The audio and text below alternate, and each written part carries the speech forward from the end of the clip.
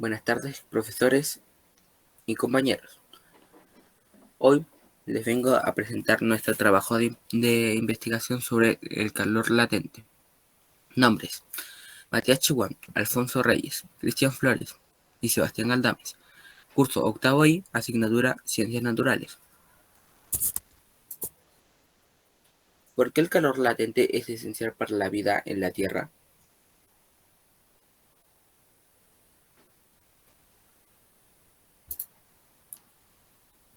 ¿Qué es el calor latente?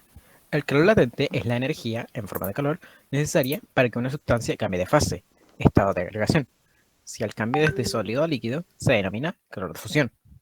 Si el cambio es de líquido a gaseoso, se denomina calor de vaporización. Cuando se le aplica calor a una sustancia que ha llegado a la temperatura en que cambia de estado, es imposible que aumente la temperatura durante el cambio de fase. Cuando alcanza esta temperatura, que varía dependiendo de cada sustancia, simplemente cambia de estado. En este caso, el calor es empleado en cambiar de fase y no en aumentar la temperatura de la sustancia. Por ejemplo, si se continúa aplicando calor al agua en ebullición, no se sobrepasará nunca los 100 grados. Dependiendo de la sustancia, el calor latente puede medirse habitualmente en calorías por gramo o en kilojoules por kilogramo.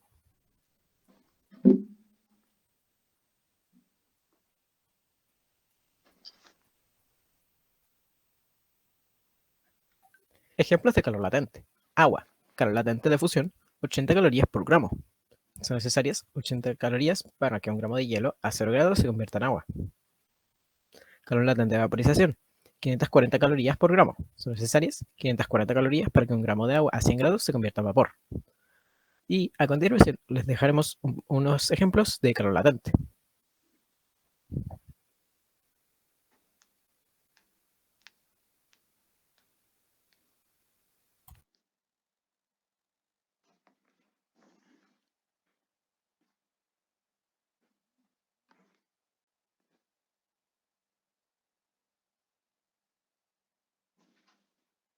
¿Quién era Joseph Black? Joseph Black fue un médico físico químico escocés.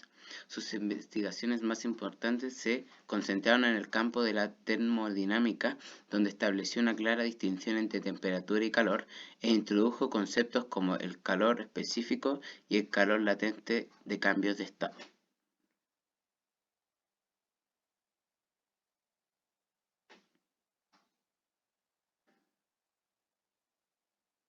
¿Quién descubrió el calor latente?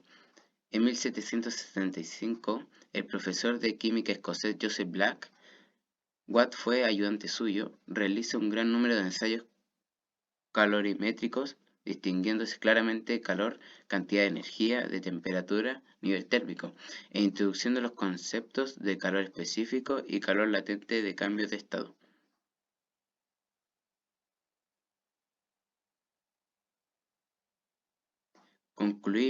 Conclusión. Concluimos que el calor latente es cuando al suministrar o retirar calor se genera un cambio de fase manteniendo su temperatura constante. El calor latente lo generó el hielo. En respuesta de la primera pregunta, se puede decir que sin el calor latente no habría ciclo del agua y por tanto ni siquiera habría vida en nuestro planeta.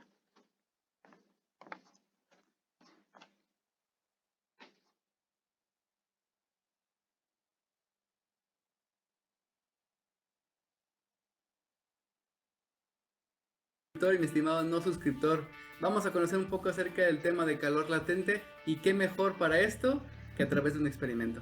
Acompáñenme. ¿Qué es lo que vamos a hacer? Vamos a formar una resistencia de alambre de nicromo y la vamos a conectar a un amperímetro para medir su corriente.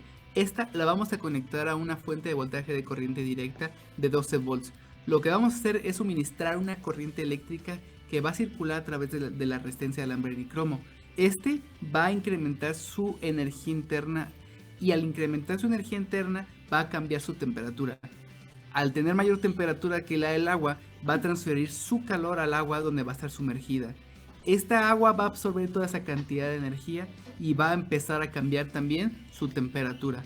Lo que vamos a hacer es registrar todos los cambios de temperatura a lo largo del tiempo. y vamos a analizar estas gráficas para ver en dónde está el calor latente del tema de hoy. ¿Qué es lo que vamos a utilizar? Un calorímetro que básicamente está formado de dos vasos de aluminio, que al ensamblarlos deja un espacio entre ellos que los permite aislarse del exterior, junto con su tapadera de madera. También contiene un agitador que sirve para mezclar el fluido en el interior y que la temperatura sea uniforme. Una fuente de voltaje de 12 volts y 33 amperes, pero puede ser cualquier corriente. Un voltímetro amperímetro de corriente directa que vamos a conectar a la resistencia para medir el voltaje y la corriente que se le suministra. Un termómetro conectado a una placa de Arduino, pero puede ser también cualquier termómetro de mercurio. Una masa conocida de agua que vamos a enfriar en el congelador. Alambre de nicromo que vamos a usar para hacer una resistencia para conectarla a una fuente, que obviamente se ve que no sirve. Al checar los voltajes me di cuenta que la fuente estaba puesta a 220 volts cuando en casa tengo 127 volts. Pero una vez conectada esta resistencia, la vamos a sumergir en el agua para calentarla. Pero, ¿qué longitud? La longitud del alambre de nicromo no puede ser ni muy larga como para que no se caliente, ni muy corta para que ésta se derrita. Voy a determinar la corriente a una que el amperímetro pueda soportar. Conecto mi fuente al alambre de nicromo junto con el amperímetro y voy recorriendo uno de los polos hasta que la corriente llegue casi a su valor máximo. Y ahora sí, el experimento. Como el agua que metí al congelador no se enfriaba rápido, decidí, digamos, acelerar un poco el proceso. Metí unos hielos en agua y lo que hice fue tomar una masa de esa agua pesándola en la báscula, omitiendo, claro, los 39 gramos del vaso interior de aluminio. Lo que estaba buscando era el punto de congelamiento del agua, por lo que sumergí de una vez en ella. Una vez dentro del congelador, registré su temperatura hasta que ésta se congelara casi por completo y digamos, fue una larga espera. Una vez ya el agua casi por completo congelada, conecté la fuente de voltaje a la resistencia y empecé a suministrar la corriente, por lo que la temperatura subiría a la razón de la potencia eléctrica entregada al resistor. Si observan las gráficas, se puede ver que a medida que pasaba el tiempo, la temperatura del agua no cambiaba. Estaba añadiendo calor al agua, digamos, sin que ésta se notara.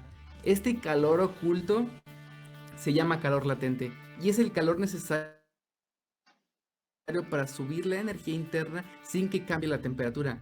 Ese es el calor necesario para cambiar de fase, en este caso de sólido a líquido. Entonces se llama calor latente de fusión, que es de 3.33 por 10 a la 5 joules por cada kilogramo. Es decir, por cada kilogramo de hielo que yo quiera fundir, yo necesito añadir esa cantidad de energía solamente para romper su estado sólido. Una vez en estado líquido, la temperatura la fui registrando en la computadora y cada determinado tiempo agitaba el calorímetro para que la temperatura en su interior se unificara. Esos agitamientos están registrados en la gráfica. A medida que la temperatura subía, que digamos tardó bastante, una hora, era menos necesario que tuviera que agitar el calorímetro como lo vemos en la siguiente parte de la gráfica. La temperatura subió de manera uniforme y esto es porque la vibración molecular es más alta a esa temperatura y los cambios de densidad por la temperatura son mucho más rápidos, por lo que la transferencia de calor por convección es más fluida. Una vez que fue alcanzada la ebullición, el agua ya no cambiaba de temperatura, se mantenía constante y aparece otro calor oculto, que repito, es el calor necesario para subir la energía interna de cualquier cuerpo sin cambiar su temperatura. Todo ese calor es el necesario para romper el estado líquido y se llama calor latente de vaporización. En el caso del agua es 2.26 por 10 a la 6 joules por cada kilogramo. En esta parte, cierta masa de agua pasará a estado gaseoso hasta que toda el agua se evapore. Una vez en estado gaseoso, ahora sí, podrá subir de temperatura de nuevo. Parte de esa masa de agua evaporada la fui registrando en una báscula, ya que esta salía del recipiente porque no estaba totalmente sellada. Al final el agua se puso amarilla y no sé realmente por qué sucedió. Se lo atribuyo al plástico del termómetro o al nicromo, pero digamos ya lo comprobaré después y les haré saber. Si tienen alguna idea, coméntenmelo y lo discutimos. Unas consideraciones para aquel que quiera mejorar un poco este experimento y quiera conocer la energía que se le añadió al agua. Lo que pueden hacer es una tabla como la siguiente, en donde la primera columna vamos a medir el tiempo, que digamos lo podemos hacer cada minuto, y vamos a medir el voltaje, la corriente, y al multiplicar estos dos valores vamos a tener la potencia eléctrica que le metemos al resistor, le entregamos al resistor. La siguiente columna lo que podemos hacer es multiplicarlo por el tiempo suministrado de esa energía y vamos a obtener los joules de energía que hemos metido al sistema. Y por último, la columna de salida, que sería la columna de temperatura. Si ustedes hacen esta tabla y la grafican en Excel, les puede quedar muchísimo mejor. Muchas gracias por haber visto este video, mi estimado.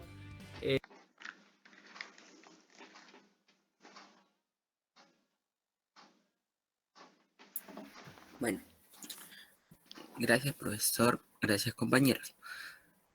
Les agradezco por prestar atención. Bueno, me despido.